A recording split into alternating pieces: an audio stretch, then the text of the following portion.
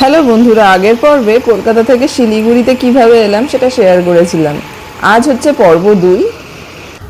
আজ আমরা দেখব শিলিগুড়ি থেকে কি করে পেলিং হোটেলে আমি পৌঁছালাম, তার জার্নি আমি শেয়ার করব। ভিডিওটি বড় হয়ে যাবে বলে পেলিং থেকে যেসব সাইট সিনে আমরা গিয়েছিলাম সেগুলো আমরা পরবর্তী ভিডিওতে দেখাবো। এটা হলো এসএনটি বাস স্ট্যান্ড। এখান থেকে গ্যাংটক আর পেলিং যাওয়ার সমস্ত বাস ছাড়ে। এই বাসগুলি সাধারণত জোরথাং, গেজিং এইসব হয়ে যায়।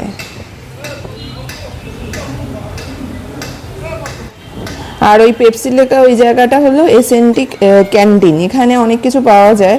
সকালের ব্রেকফাস্ট আমরা এখান থেকেই সারবো ঠিক করেছিলাম, কিন্তু এখানের খাবারগুলো আমার ঠিক পছন্দ হলো না। তো এই জায়গাটাই একটু ঘুরে দেখাই। ওটা হলো গ্যাংটক যাওয়ার জন্য বাস, আর পেলিং যাওয়ার বাসও এখান থেকেই ছাড়া হয়।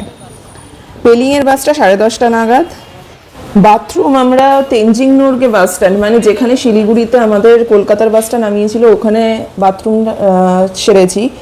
আর খাবারটা আমরা এখান থেকেই খেয়ে নিলাম। পেলিং যাওয়ার বাস 10:30 নাগাদ ছাড়ে, পৌঁছাতে প্রায় 5টা বাজিয়ে দেয়। তাই আমরা শেয়ার কার খোঁজ করছিলাম। জোরথাং থেকে গ্যাংটক যাওয়ার শেয়ার কার ইজিলি অ্যাভেলেবেল, কিন্তু পেলিংয়ের শেয়ার কার অতটা পাওয়া যায় না। সকাল 7টা 7:30টার আগে এলে রাস্তার ওপার থেকে পাওয়া যায়, কিন্তু এখন বাজে সকাল 9টা, তাও আমরা পেয়েছি। এবার একটা ওয়াগনার করে আমরা বেরিয়ে পড়লাম। ওয়াগনারে 4 সিটার গাড়ি, তো এখানে 4 থেকে 5,000 টাকা চার্জ নেয় 4 জনের। 4,000-এর নিচে হয়ই না। সেবক রোড ধরে গাড়িটি চলছে।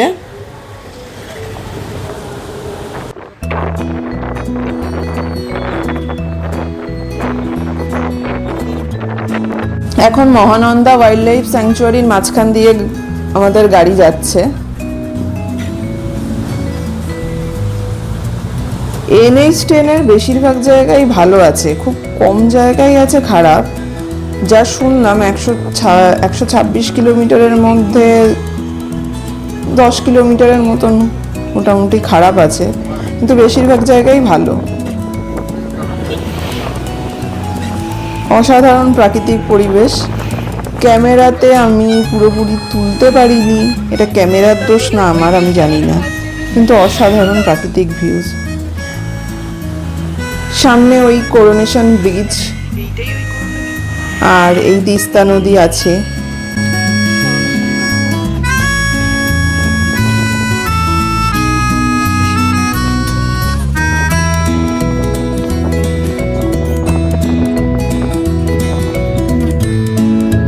এই ঘোলা জলের নদীটা হচ্ছে তিস্তা নদী।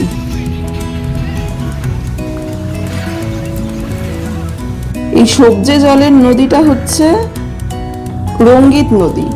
তিস্তা আর রঙ্গিত এখানে একটা ত্রিবেণী সঙ্গম আছে, সেখানে গিয়ে মিলেছে। লোককথায় মানে অনেক লোককথা রয়েছে। মেলির ওখানে লাভার্স পয়েন্ট বলে যে জায়গাটা, সেই জায়গায় এই ত্রিবেণী সঙ্গমটা রয়েছে। কত যে ত্রিবেণী সঙ্গম ভারতে রয়েছে আমি জানি না বাবা।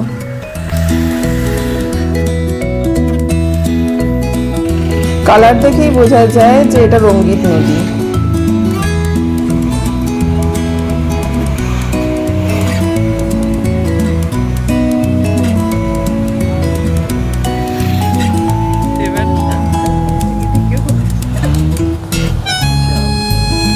ধীরে ধীরে উচ্চতা বাড়ছে। এই যে এখানে রিভার রাফটিংও হচ্ছে। ওই যে এটা হচ্ছে তিস্তা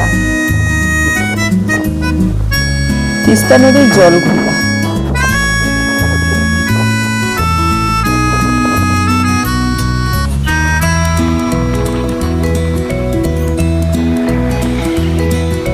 কোনো কোনো জায়গা আছে যেসব জায়গায় রাস্তাটা মোটা ভালো না, এই জায়গাটা যেমন রাস্তার নিচেই নদী।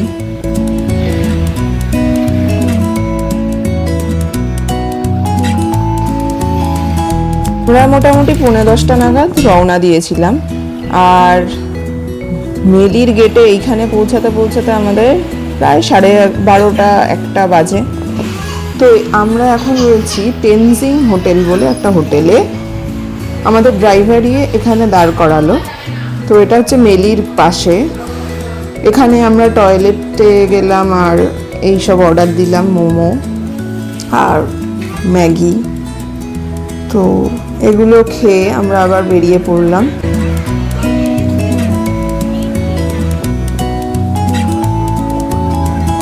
জায়গাটা এরকম।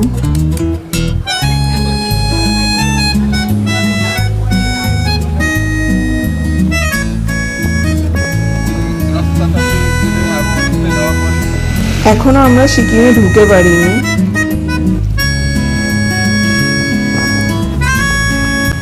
এবার আসছে মেলি চেকপোস্ট। এটা হচ্ছে সিকিমে ঢোকার এন্ট্রান্স আর কি।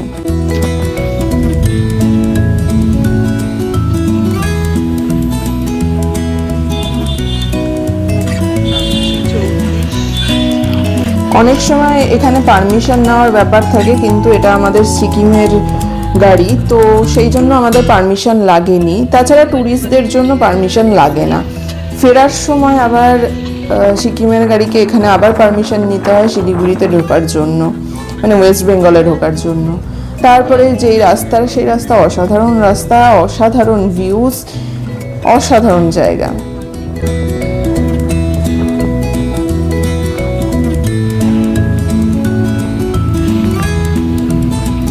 এখানে তিস্তার অপরূপ দৃশ্য। পাহাড়গুলো যেন কেউ ছবির মতন এঁকে রেখেছে। আর ওই যে নিচে একটা গ্রাম দেখা যাচ্ছে।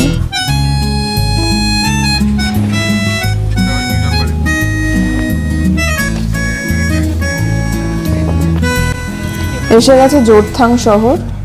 বাসে করে আসলে বাস বেশ কিছুক্ষণ জোরথাংয়ে দাঁড়ায়, সমস্ত মালপত্র নামানো হয়। জোরথাং এখানকার বেশ বড় শহর।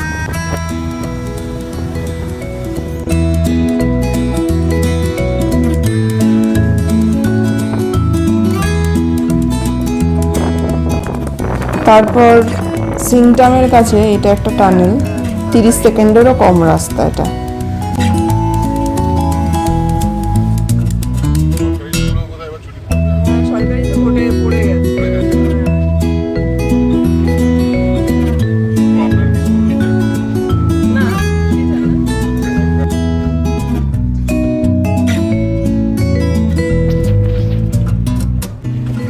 তারপর এলো পেলিংয়ে যাওয়ার এক্সক্লুসিভ রাস্তা, যে এই রাস্তা ধরে পেলিং যেতে হয়। তো এই রাস্তায় ঢোকার সাথে সাথেই দেখি মেঘলা ওয়েদার, মেঘলা আর মেঘলা, কুয়াশাচ্ছন্ন ওয়েদার।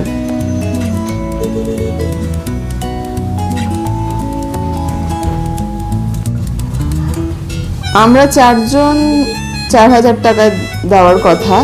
এবার একজন 800 টাকা দিয়েছে আর একজন 1200 টাকা দিয়েছে। 1200 টাকার যে সে, তার সিট প্রেফারেন্স ভালো, সেজন্য সে সামনের সিটে বসেছে।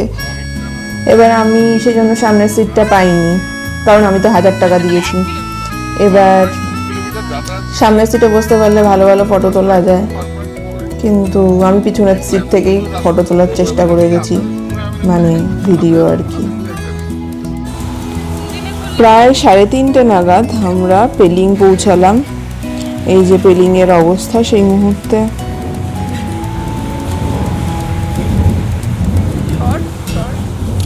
মেঘলা ওয়েদার, সাথে বৃষ্টিও হচ্ছিল। তো বৃষ্টির জন্য আমি আর ক্যামেরা খোলা রাখতে পারলাম না। পরের দিন সকালে এই যে আমাদের এই hotel, the Pachu residency, I love Pelling এর ঠিক উল্টো দিকে।